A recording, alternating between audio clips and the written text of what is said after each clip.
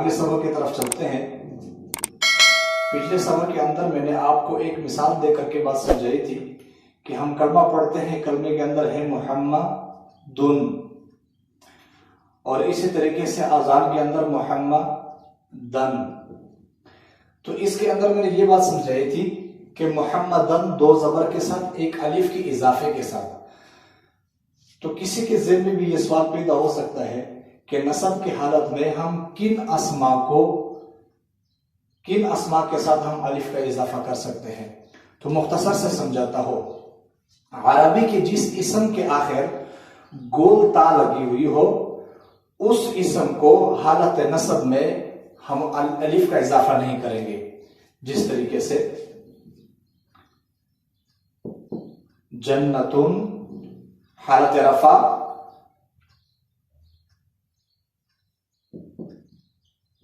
जन्नतन हालत नसब,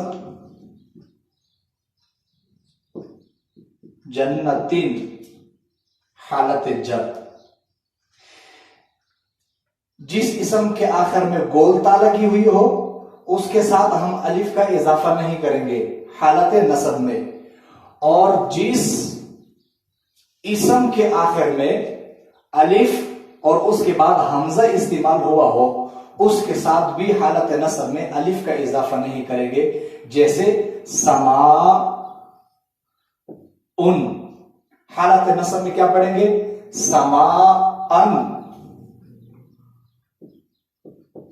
अलिफ का इजाफा नहीं होगा। बस मुख्तसर यह है कि जिस इसम के आखिर में गोलता लगी हुई हो या जिस इसम के आखिर में अलिफ उसके बाद हमजा इस्तेमाल हुआ हो, हालत नसब में उसके साथ अलिफ का इजाफा नहीं होगा।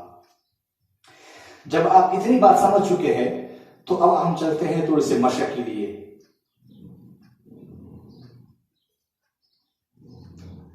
हालत रफा,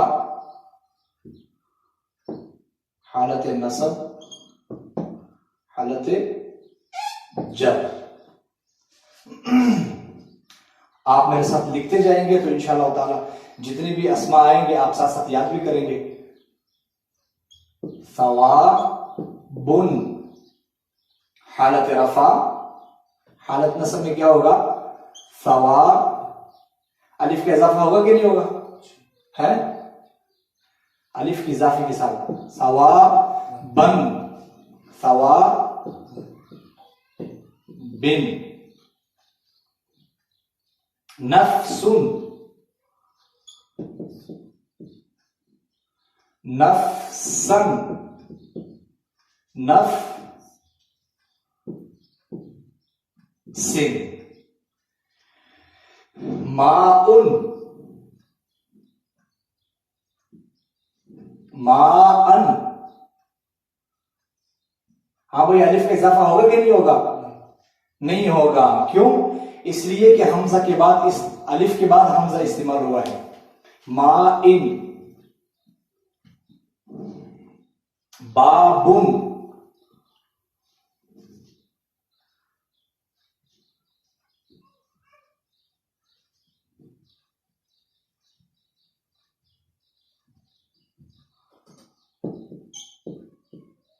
बाबुन, बा बन, बा बिन,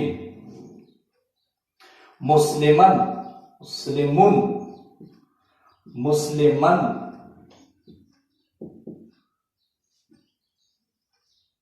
मुस्लिमिन, जिदारुन,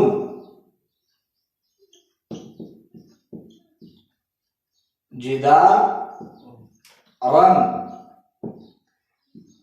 जिदारिन। इसी तरीके से आप कुरान पाक से भी किसी भी अरबी किताब उठा करके वहां से अस्मा ले सकते हैं और इसी हालत पर आप डिवाइड करेंगे, इसी पर तकसीम करेंगे। हालत रफा में दो पेश के साथ, हालत नसब में दो जबर अलिफ के इजाफे के साथ, हालत जर में दो जेर के साथ।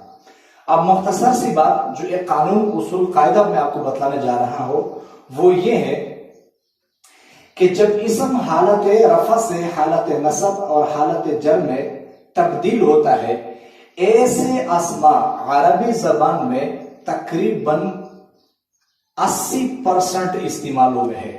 हालत रफा से नसब में और जर में जो अस्मा चेंज होते हैं वो कितने इस्तेमाल हुए हैं? 80%।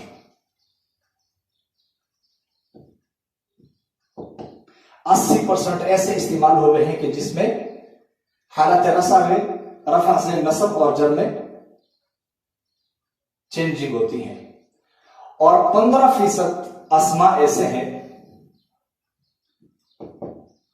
कि जो हालत रफा में एक पेश के साथ, हालत नसब में एक जबर के साथ और हालत जर में एक जबर के साथ, जो अस्मा हालत रफा से नसब में और नसब से जर में तब्दील होते हैं उसको हमारी इस्तिलाह में मुअरब कहते हैं। क्या कहते हैं?